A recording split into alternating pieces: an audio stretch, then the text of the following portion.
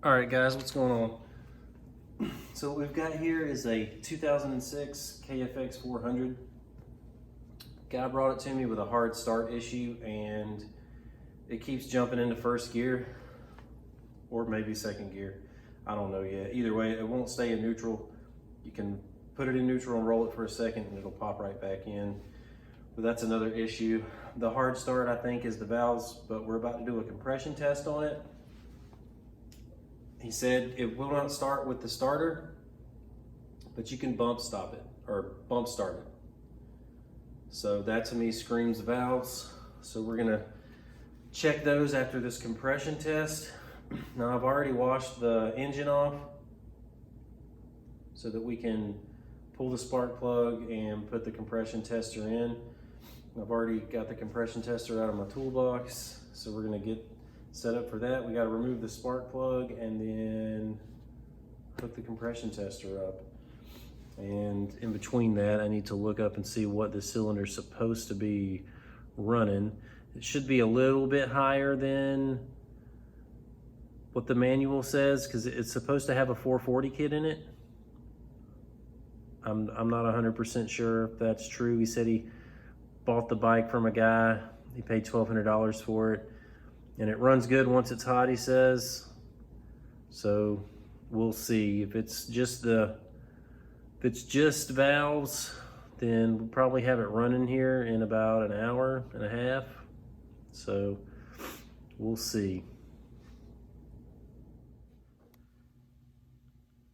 All right, guys, so I just did the compression test on it. I'm not 100% sure yet what's going on. I couldn't get it over 25 PSI, which doesn't make sense unless he's lying to me about it running with the bump start.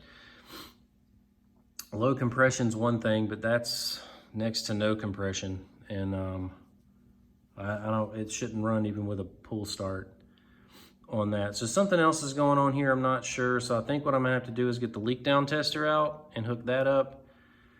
And we'll put this thing in TDC on the compression stroke and put 90 PSI in there and see where it's coming out at. So when I get that hooked up, I didn't film the compression test process. I mean, all it is threading a hose in there and hooking the gauge on it. It's this little gauge right here, which, like I said, I couldn't get over, let me see, I couldn't get over the 25 PSI mark right there. And really for this particular motor, I'm not sure, I didn't look it up in the manual, but I figured it's got the decompressor on it, and I would look it up after but I would think 75 to 100 PSI because of the decompressor, but 25 is just a little too low. So we're gonna break out the leak down tester and hook that up and go from there. So stay tuned.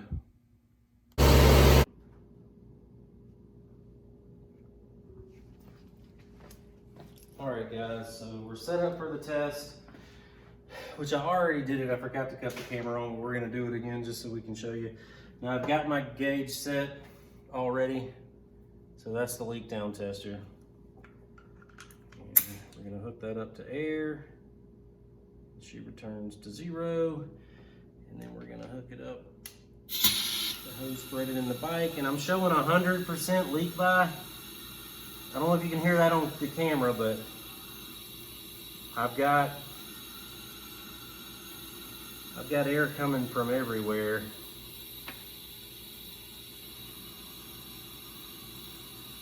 I need to take the radiator cap off, but I've got it coming through the carburetor, which indicates the intake valves are open or at least not seated very well.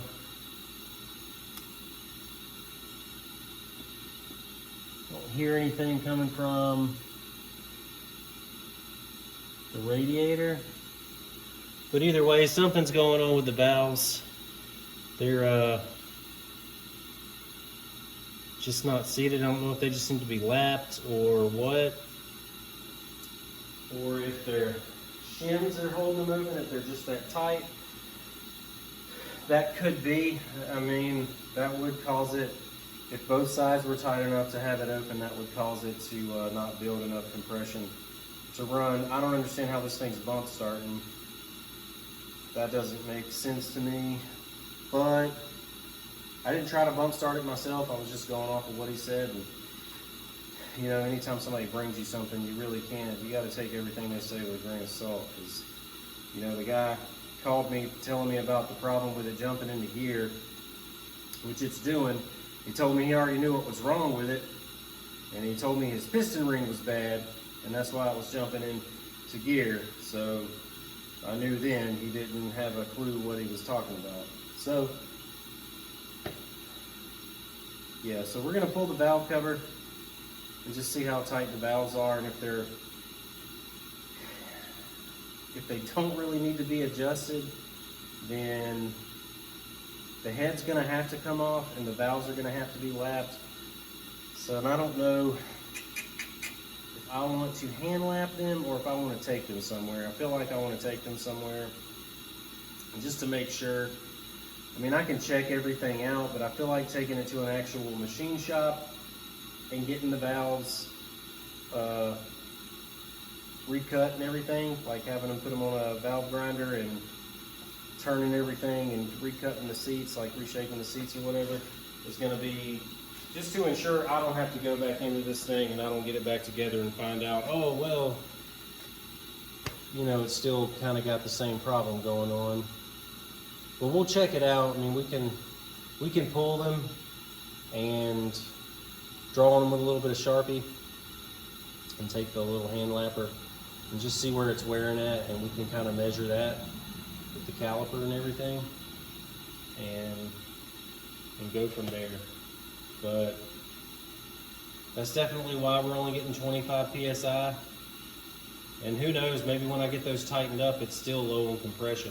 But I don't hear anything coming out of the crankcase.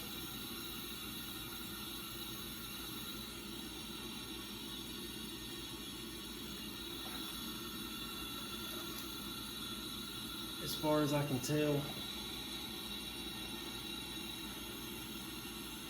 A little something from up here, which makes me wonder if that's tight enough.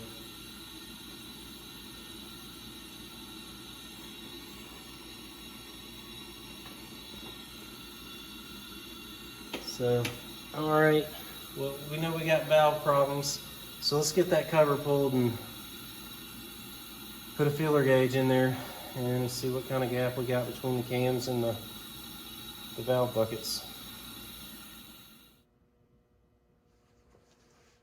All right, guys, so when attempting to shim the valves on this thing, what I found was the intake side, no matter what I did to it, had zero clearance.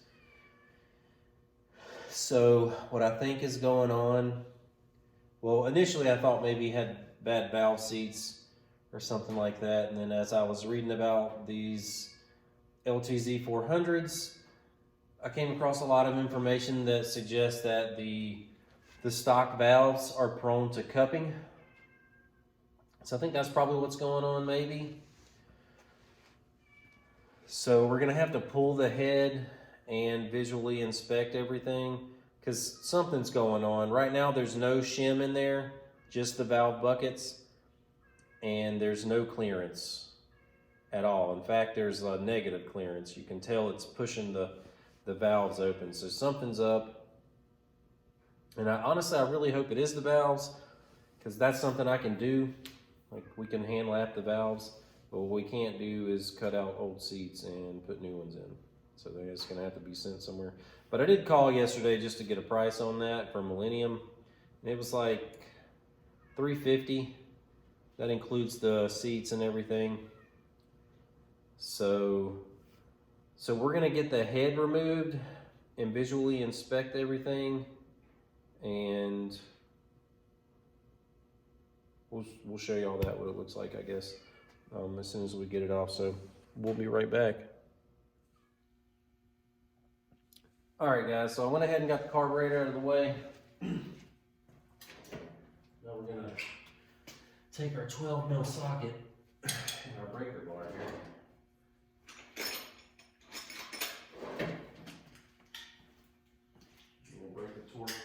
head studs. The coolant's drained already. And I've unhooked everything. I think I need to unhook in order to get it off of here. So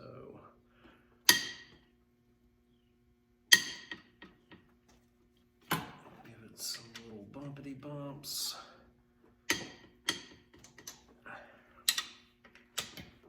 And do this in a couple of different little steps here. I don't want to just, and I might actually be skipping a step here. I think these first. Is it a 10? It's a 10. There we go.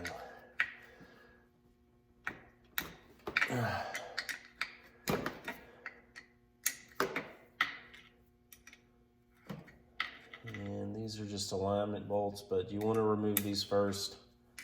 See, there's me forgetting stuff.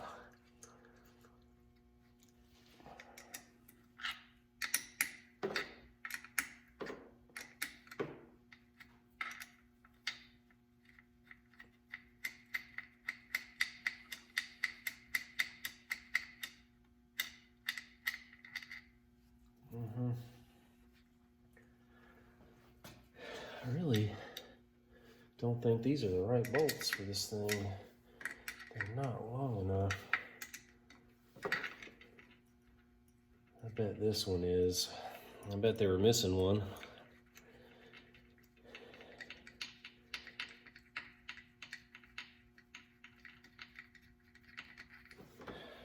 Oh yeah. You can see the difference there. So that is what's supposed to be in here. And they had this one on the other one. Okay. Now let's keep going. Break that.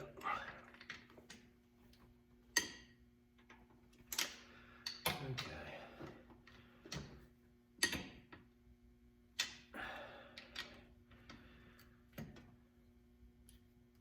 I think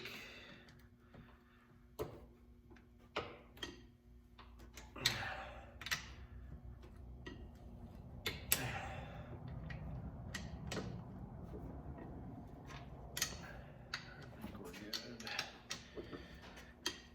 Yeah. Now, I'm not 100% sure if these are torque to yield or what. I'm gonna have to read the service manual on that and see. We probably are torque to yield.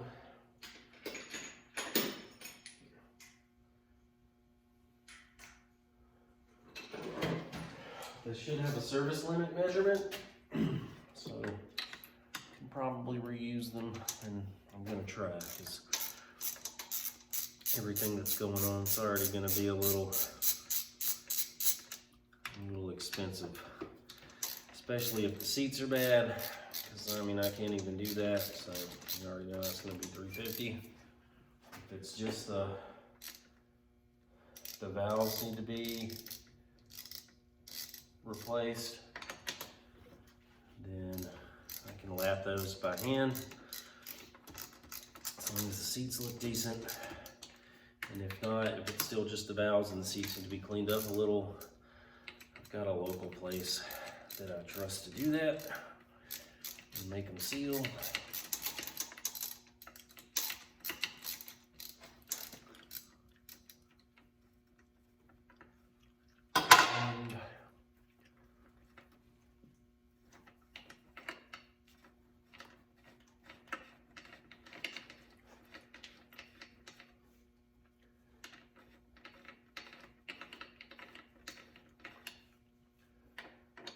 tell what kind of, it feels a little weird.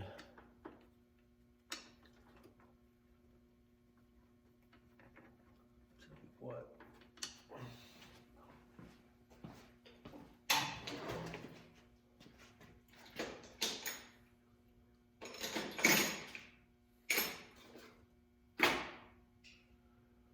don't know if I'm being able to find everything that I need or want.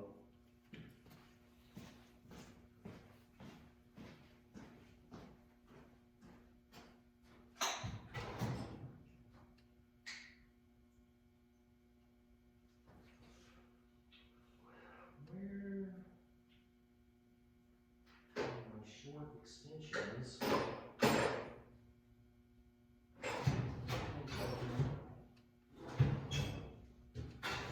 To a different drawer by mistake.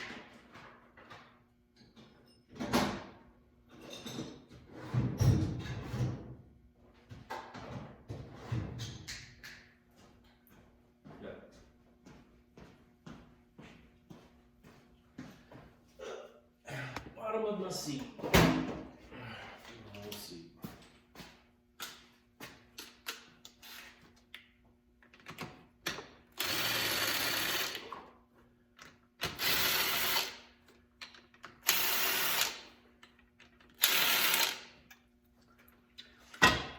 Let's see what we got here. Okay.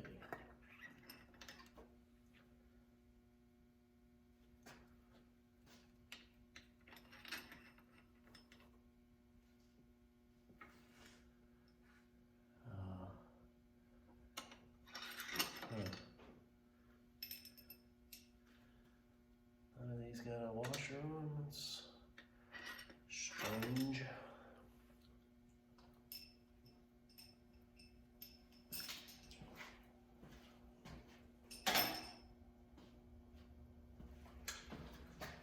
Alright. These are loose. Now all we need to do is loosen up the wire here, holding the chain on, and break this loose. Probably with a dead blow hammer would be my guess. I have to knock this thing around, I think. It could just lift up off of here. Oh, nope, we got an engine mount. Pull that. There's me not paying attention again. Let's see what we got going on here.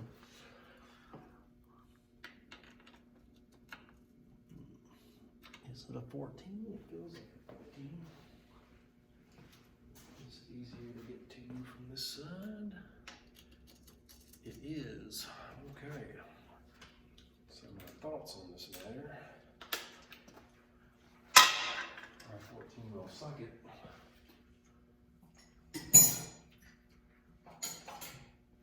And a 14 mil wrench. Let's see.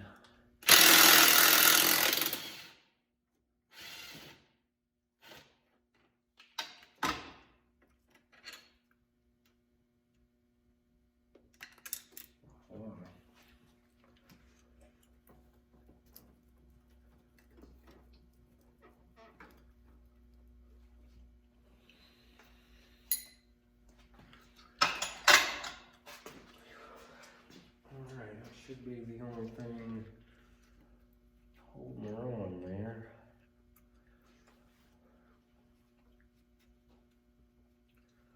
Just gonna make it a little bit more difficult to remove. All right, so everything's loose.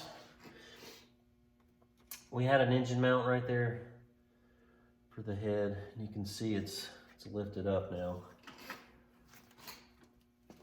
And it's kind of stuck in between the bracket there. So we're going to have to do some finagling. So I'm going to cut the camera off. It's all loose. I just have to get it out. It's wedged in there. And I'll meet you guys back on the table when we go to pull the valves out and inspect those. I really hope that they're cupping and it's not the seats, but we'll find out in a minute. So I'll see you guys in a second. Okay guys, so I went ahead and put the head in the parts washer a little bit just to get the oil out of the top of it so it wouldn't spill everywhere. And I cleaned some of the carbon off. So I poured a little bit of water in here. This is kind of like a little trick. I'm sure everybody has seen this done before because everybody on YouTube has done it. So we're not going to talk about it. So basically what you're doing is you're looking to make sure they're sealing. And right now they are. Let me grab this pick so I can show you guys this. So this is what's going on.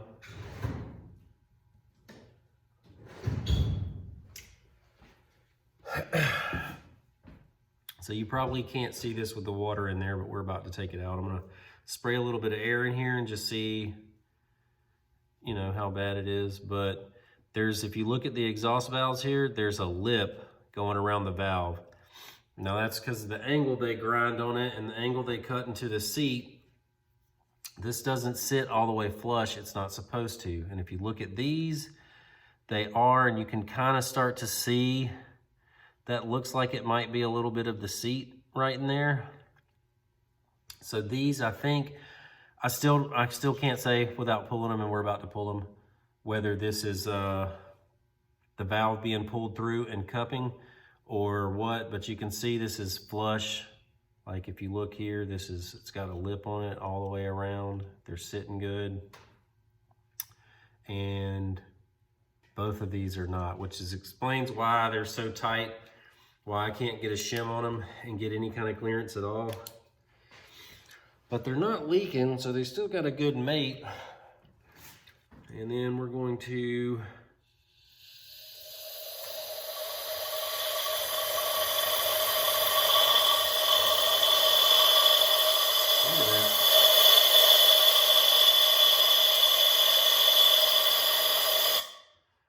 I got high hopes for the seats.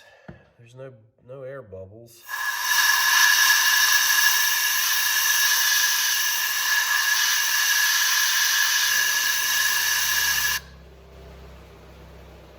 Let that turn off real quick.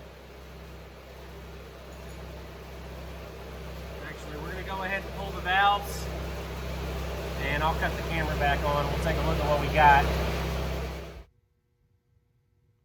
All right, guys, so here's the valves. I don't know if you can see that. It's a really, really sharp edge. So what was happening is these things were getting pulled down into the seats. The seats look okay. I don't know about the service limit for them or anything, so we'll have to look that up and take some measurements, and maybe we'll just take it to our local machine shop here and just have them look at it, but definitely gonna have to get new intakes. Also pulling these off, I don't know if you can see that. These did not want to come through the guides, so there was a little bit of mushroom in here. I think these valves, I think they're the stock valves. From what I've read, they're prone to doing this right here, and so I'm guessing they're just soft. And this right here had mushroomed a little bit, and I had to take a Dremel tool and a stone bit and just clean that up and take a little bit of material off, and then they slid right through. Also, the guides might need to be replaced on this. There's a little bit of a wiggle in there. It's nothing excessive. You just can feel it moving, and I'm not sure about the service limit on that either. So, but we've got some small hole bore gauges, and if they give us a measurement in the manual, we'll check it out. If not, then we'll have to send it somewhere and let them look at it and see if that's something that's, you know, if it's gonna run like that. So, but theoretically, I mean, I can just order 2 new intake valves and hand lap them, and this thing should be good to go. So we're gonna do some reading and figure out what the service limits are on everything, and clean the head up, order the head gasket, order the valves, and as soon as that stuff comes in and we get it on the bike, we'll start filming and show you it running and everything. Thanks for watching. All right, guys, so finally got the head back. It's been a minute.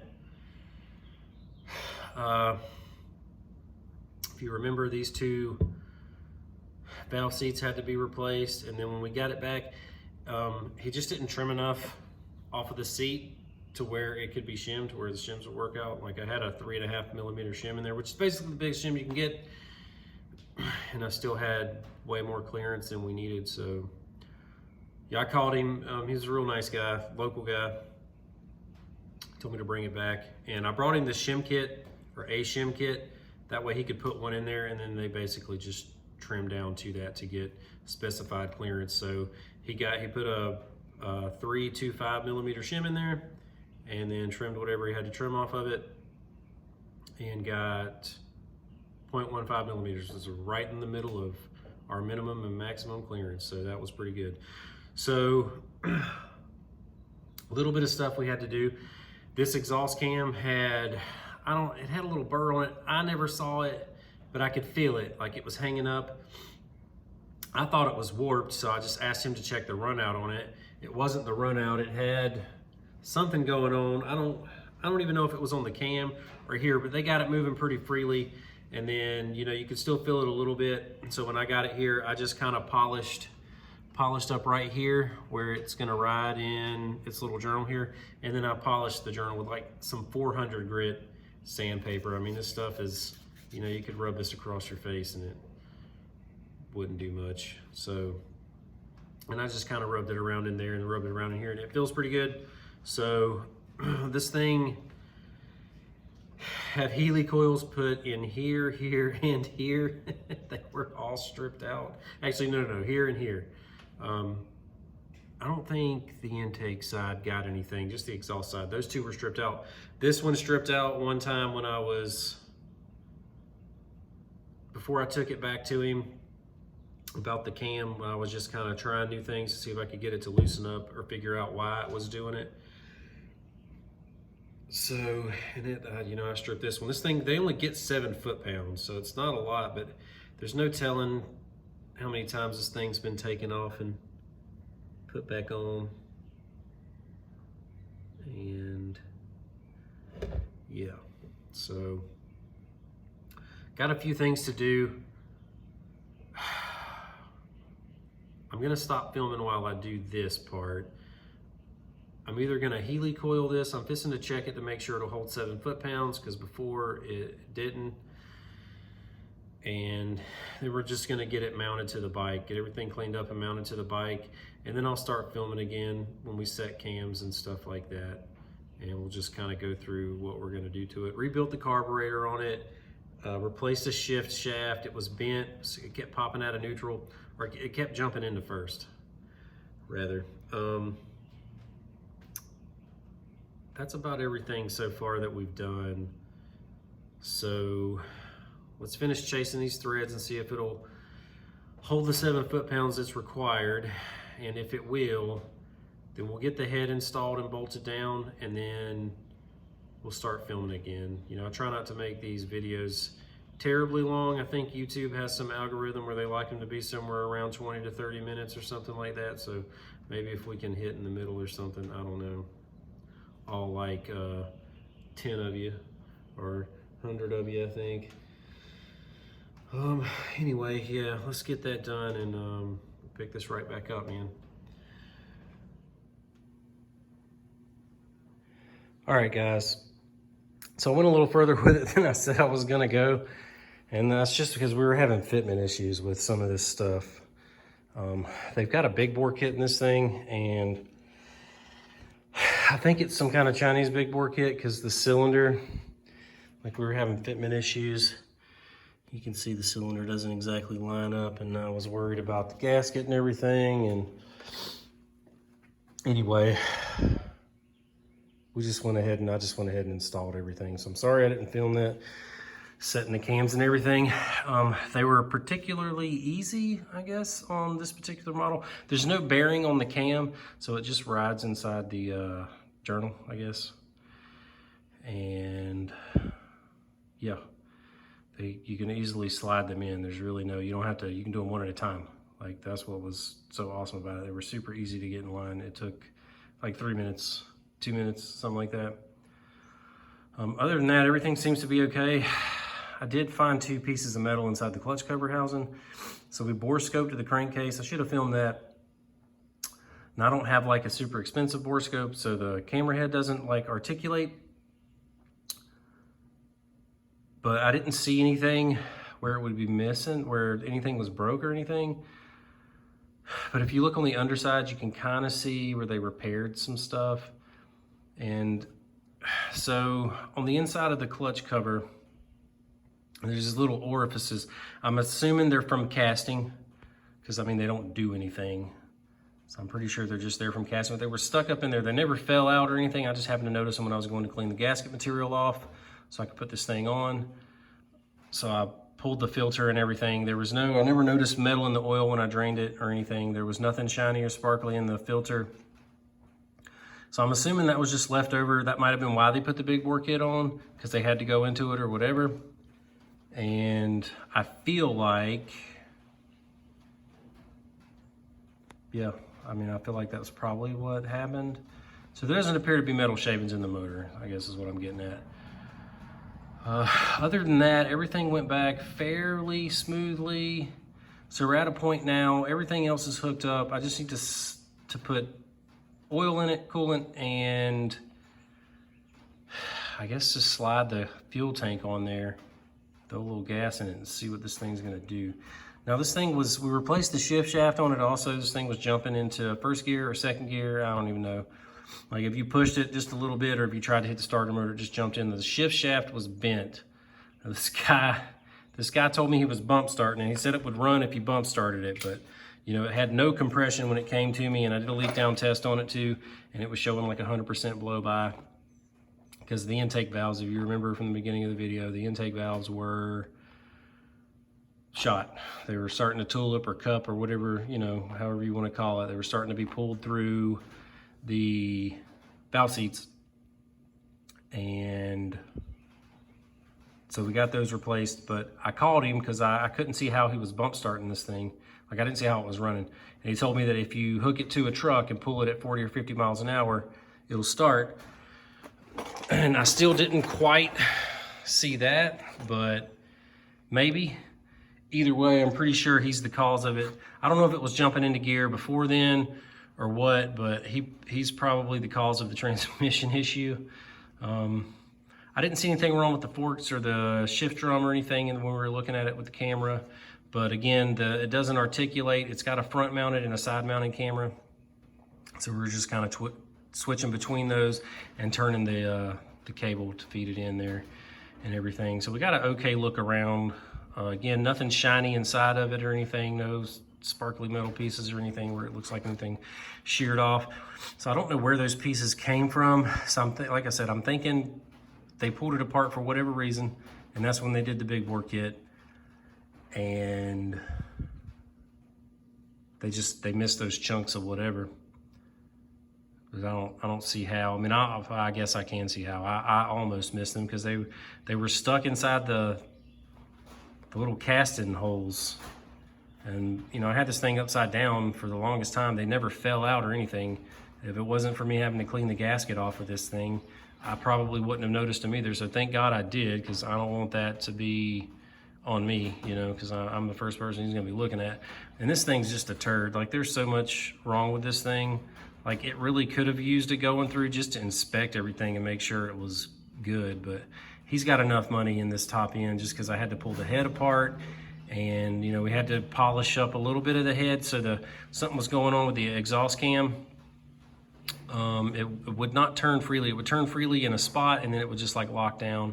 And there was a little spot on the cam, which they cleaned up at the shop where they did the valve seats and everything. You know, he did his best he could with this small thing, because he's doesn't traditionally work on bikes and stuff. You know, they do like Coyote motors and LS engines, old 350s, things like that. So, yeah. So what we have left, I've got the oil drained out of the crankcase, and right now it's running out of well, it's done running, but the oil storage reservoir in the front there, it's draining out of there now, or it's already drained. So I just have to install the plug in that, get this thing off these ramps here where I had it tilted up so I could get to this side of the motor easier. And yeah, and then we can slide the gas tank in place and just hook it up, and hope this puppy starts. Hope it runs decent. I do not want to have to keep pulling that carb off to tune it or anything like that. But it was cleaned, and you know, we rebuilt it, replaced the gaskets and stuff in it. It was missing the side cover there for the throttle cable. I didn't order that thing. You know, the guy kind of had a budget in mind, and I told him I don't know if we were going to be able to hit that or not. So I believe we're already a little bit over it, and that's just because of the head and everything. There's a lot of work, honestly, that went into just being able to put this thing back on this machine. So let us get the coolant in it and the oil in it, and we slide the gas tank on. I will start filming that just so we can see it starting. And I don't generally film these videos straight through, and it's just because they'd be so long. I'm doing this on my phone, on my iPhone, and I use the iMovie editor on there. I need to buy one for my laptop, I guess. But I'm not gonna sift through a 3-hour video, like just to edit it down to 25 minutes or 30 minutes or whatever. So normally what I do is we'll stop at a certain point, and then when we get to a certain point, we'll pick up filming again. And I just didn't do that on this. But again, like I said, we had a lot of fitment issues and stuff. I was concerned about that head gasket and whether the oil holes and stuff were gonna line up, but everything seemed okay. I don't know why. It almost looks like the cylinder's twisted or something, but I'm pretty sure it was just casted and milled that way. I'm pretty sure it came from China.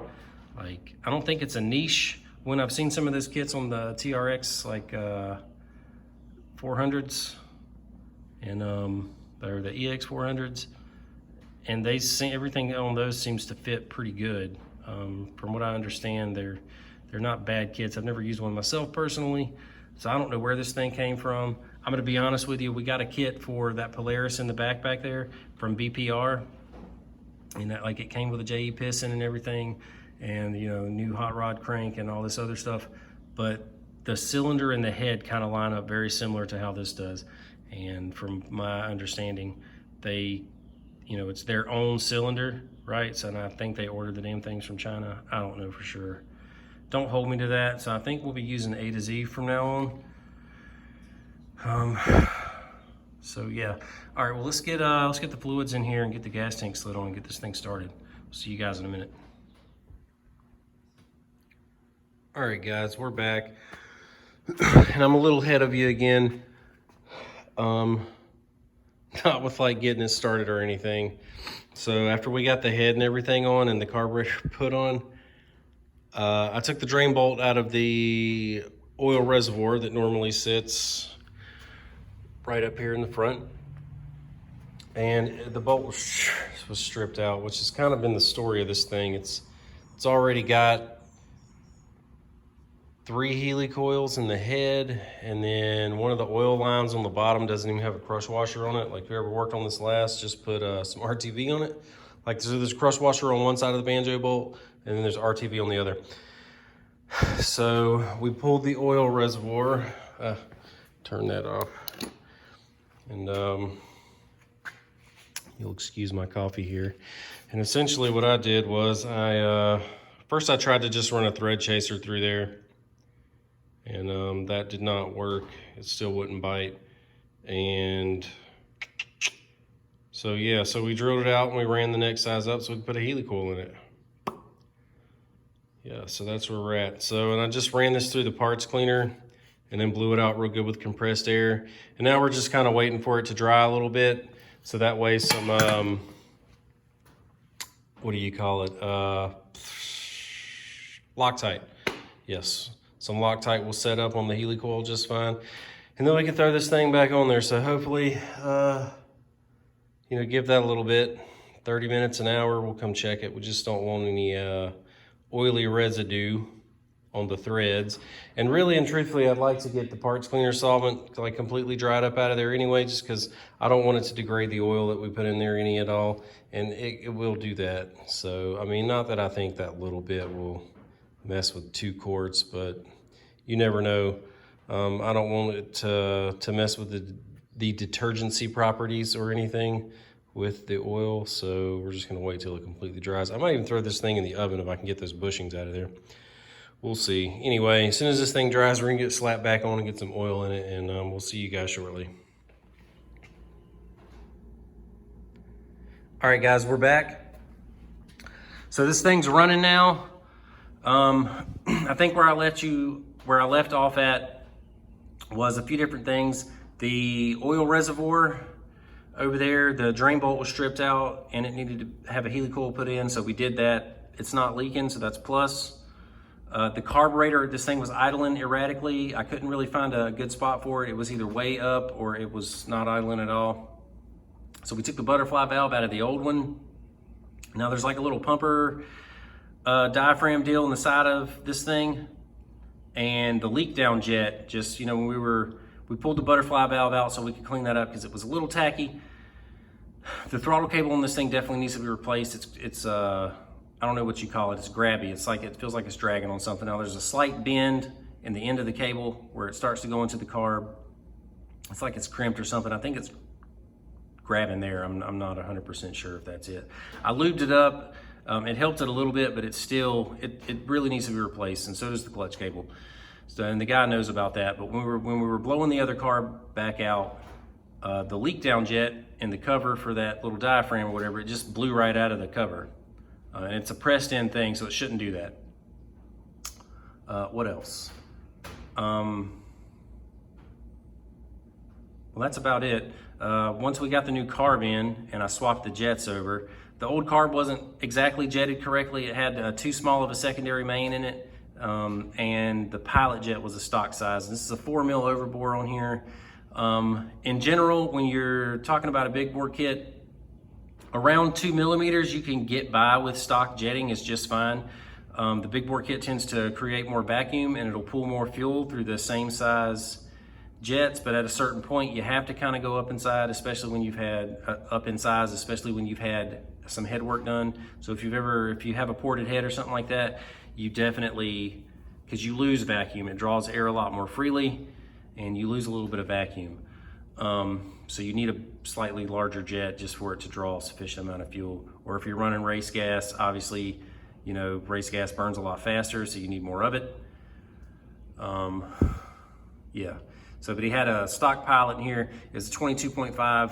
I had a 25 laying around for a Mikuni carb, so I cleaned it up and slapped that thing in there. It seems to run pretty good.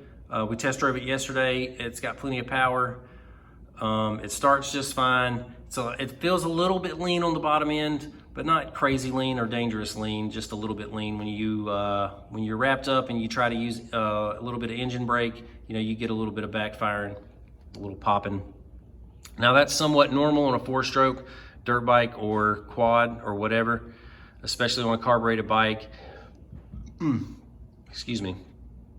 It could probably use a 27 pilot or another quarter turn out on the fuel screw. And I might actually try that and ride it again before this guy comes and gets it tomorrow. Yeah, it's good to go, or as good as he wants it to go anyway. So he just wanted this thing running, and that's what we did. He had a few other major issues. He didn't feel like he could take care of himself, so we fixed that. We replaced the shift shaft because it was bent. I think I said earlier in the video, this thing was jumping into gear. It's still doing that. It's not as bad. He's definitely got shift fork issues, but that shift shaft was definitely bent. Like, it had a pretty good bow in it. So we replaced that, and the clutch was put together improperly.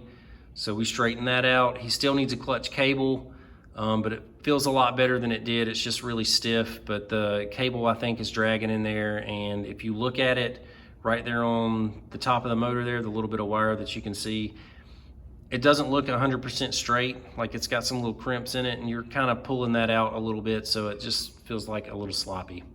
Other than that, man, it's pretty solid. I don't know about the top end on this thing. It's a cheap Chinese kit. But we'll see if he has any problems out of it. A little bit aggravating to work on this thing. A lot of stuff wrong with it. It's got a lot of strip bolt holes and just a lot going on with it. But that concludes the video, guys. Yeah, so if you found the channel, you like the video, smack the like button. Try to bear with us as we get our video editing down. And just thank you guys for watching, man. We really appreciate it.